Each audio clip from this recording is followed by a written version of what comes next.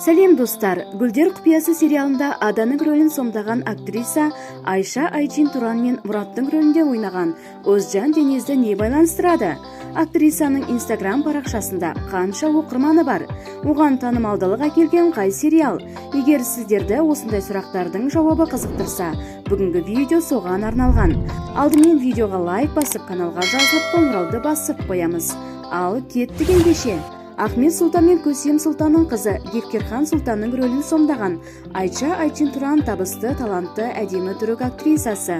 1992 жылы 25 қазанда Қара теңіз жағалауында Синоп қаласында дүниеге келген. Оның отбасында 7 бала болған.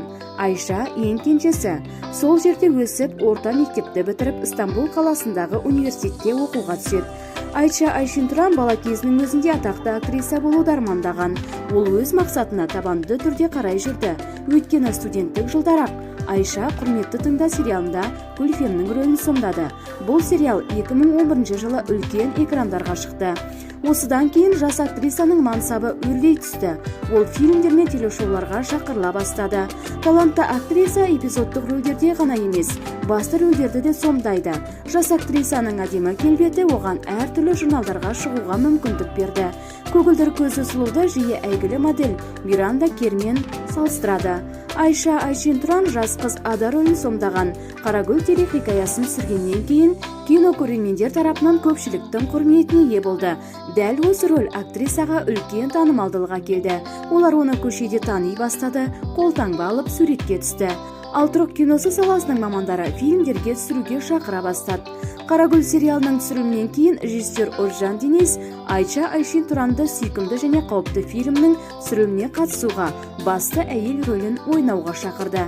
2007 жылы әлі жас Айша Айчин Туран Арзу, Кешірілмеген қиял және фактер телехикаяларында эпизодтық рөлдерді сомдады.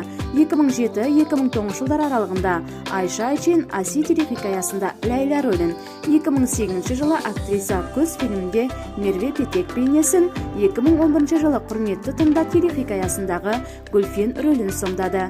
2013 жылы Қарагүл сериалындағы Аданың бейнесін керемет ойнап шықты.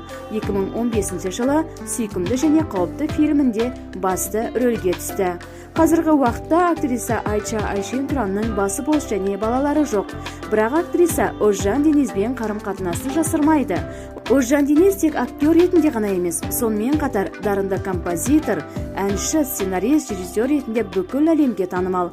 Ол Айшадан әлде қайда үлкен. Олардың жас айырмашылығы 29 жыл. Бірақ бұл олардың махаббатына кедергі келтірмеген. Өйткені сүйкімді және қауіпті фильмнің түсірілім алаңында барлық түсіру тобы бір қонақ үйде тұрды.